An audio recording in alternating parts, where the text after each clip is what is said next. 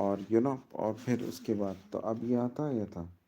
अब क्या हुआ कि जब वो एमट से मिल रहे थे और जब इससे मिल रहे थे तो सडनली एक आवाज़ आई, यू नो और एमट और पॉयरो और ये लोग जो थे वापस आए. They all came back and they came back into the room.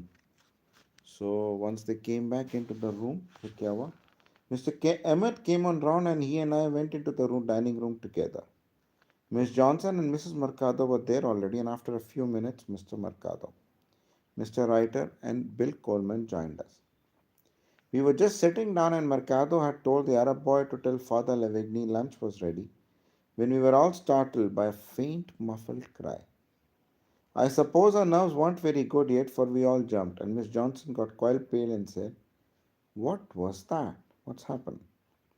Mrs. Mercado stared at her and said, "My dear, what is the matter with you? It's some noise outside in the fields."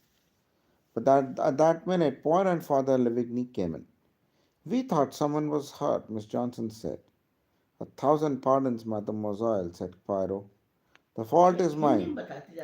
मतलब क्या हुआ कि ये लोग सब lunch के लिए वापस आए और ये लंच में जो थे बैठे हुए थे मिसेस मर्कादो, राइटर और वो, और पॉयरो और फादर लिविग्नी जो थे एक अलग रूम में गए. मतलब ये लोग जब वापस आए थे तो फादर लिविग्नी को पॉयरो को बुलाया. तो जब ये लोग डाइनिंग हॉल में थे तो इनको एक आवाज़ आई, एक मफल सी क्राई आई. तो जब एक क्राई आई जैसे होते ना उस तरीके का. तो जब ये मफल सी क्राई आई, तो जब वो मसल सी क्राई आई तो लोग सब बाहर आए डर के मारे. राइट, ठीक है ना. अब क्या हुआ? For the fault is mine. Father like Vigny, he explains to me some tablets, and I take one to the window to see better. And my father, not looking where I was going, I step the toe. The pain is sharp for the moment, and I cry out. "We thought it was another murder," said Mrs. Mercado, laughing. "Mary," said her husband. His tone was reproachful, and she flushed and bit her lip. हमने सोचा एक और murder हो गया. उसने Mrs मर्कादो ने बोला हमने सोचा एक और मर्डर हो गया है. तो एकदम उसका हस्बैंड एकदम चिल्लाया कि ये क्या बोल रही हो. तो बोली नहीं.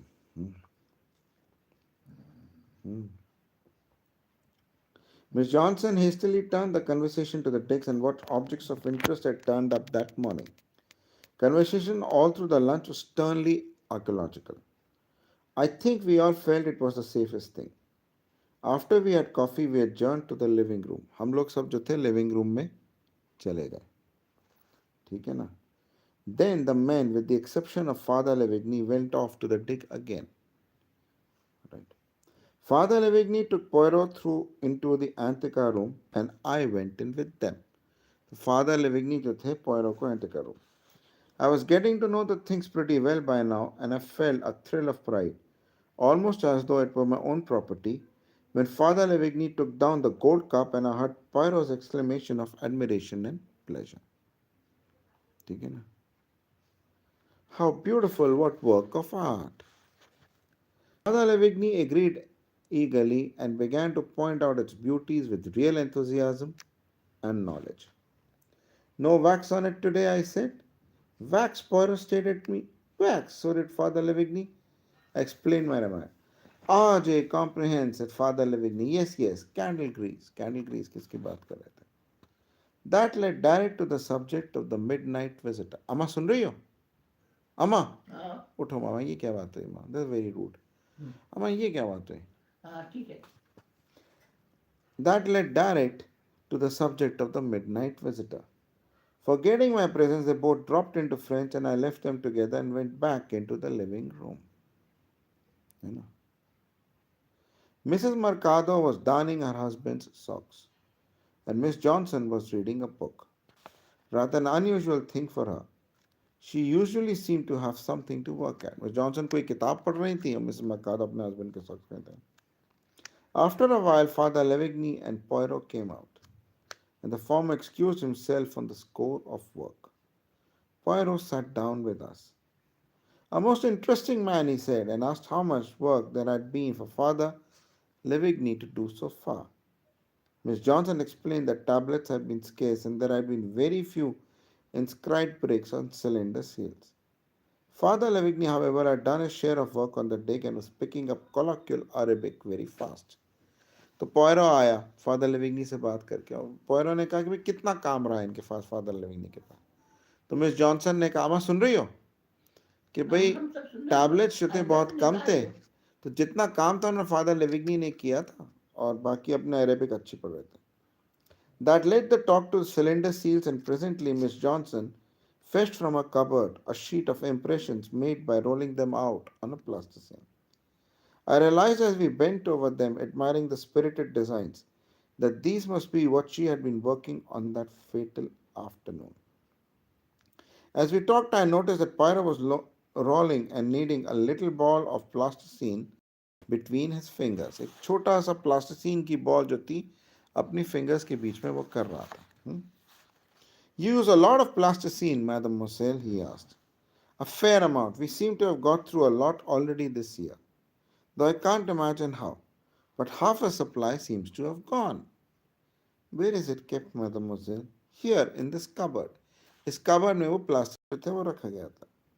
As she replaced the sheet of impressions, she showed him the shelf with rolls of plasticine, Dorofix, photographic plates, and other stationery supply. मतलब मिसेस जॉनसन जो थी खूब सारा प्लास्टिसिन जो थी यूज़ कर रही थी अपनी फिंगर्स के बीच में तो उसने बोली हाँ इस साल बहुत प्लास्टिसिन यूज़ हुआ है और करीब आधे की सप्लाई जो है वो ख़त्म हो गई अब मैं 2 पेज बचा बस अभी सुन जान पे Poirot stooped down. And this, what is this, mademoiselle? And he slipped his hand right to the back and brought out a curious crumpled object. As he straightened it out, we could see it was a kind of a mask, with eyes and mouth crudely painted on in an Indian ink, and the whole thing roughly smeared with plasticine. How perfectly extraordinary, cried Miss Johnson. I've never seen it before. How did it get there and what is it? Amma suno, mask मिल गया एक. ठीक है ना? As to how it got there, well, one hiding place is as good as another, and I presume that this cupboard would not have been turned out till the end of the season. And what is it to that I think? It's not difficult to say. We have here the face that Mrs. Leitner described, the ghostly face seen in the semi-dusk outside her window, without body attached. Mrs. Mercado gave a little shriek. Miss Johnson was white to the lips. She murmured, that it was not fancy, it was a trick, a wicked trick. But who played it?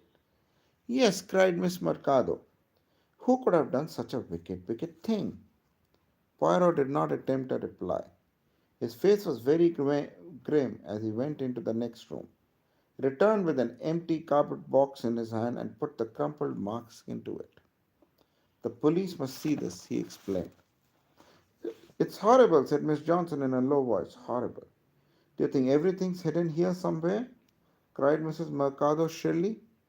Do you think perhaps the weapon, the club she was killed with, all covered with blood, still perhaps?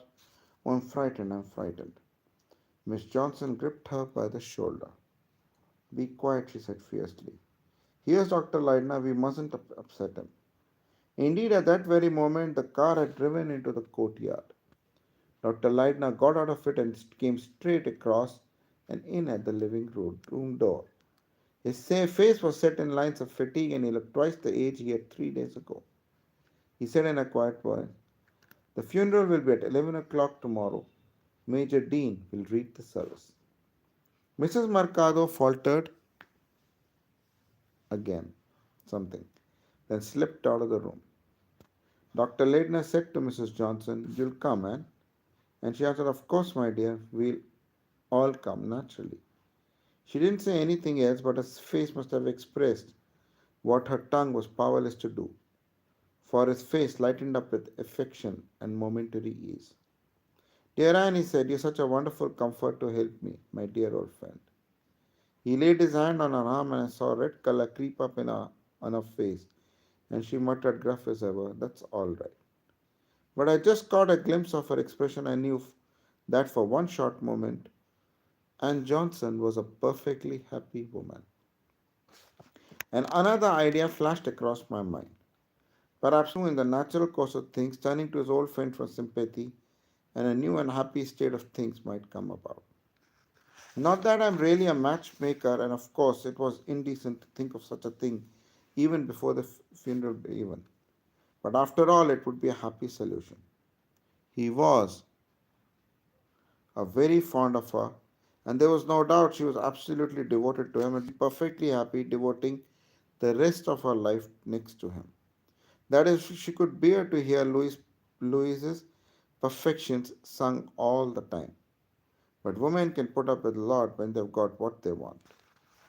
Dr. Leidner then greeted Pearl and asked him if he had made any progress.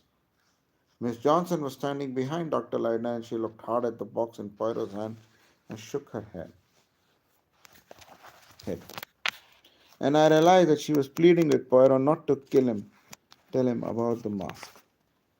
She felt, I was sure, that he had enough to bear for one day. Poirot fell in and with a wish. These things march slowly, monsieur, he said. Then, after a few desultory words, he took his leave. I accompanied him out to his car. There were half a dozen things I wanted to ask him, but somehow when he turned and looked at me, I didn't ask anything after all. I had as soon have asked the surgeon if he thought he had made a good job of an operation. I just thought meekly, waiting for instructions.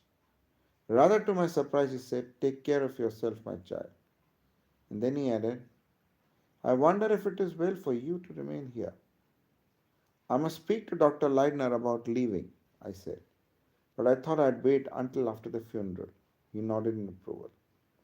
"In the meantime," he said, "do not try and find out too much. You understand? I do not want you to be clever."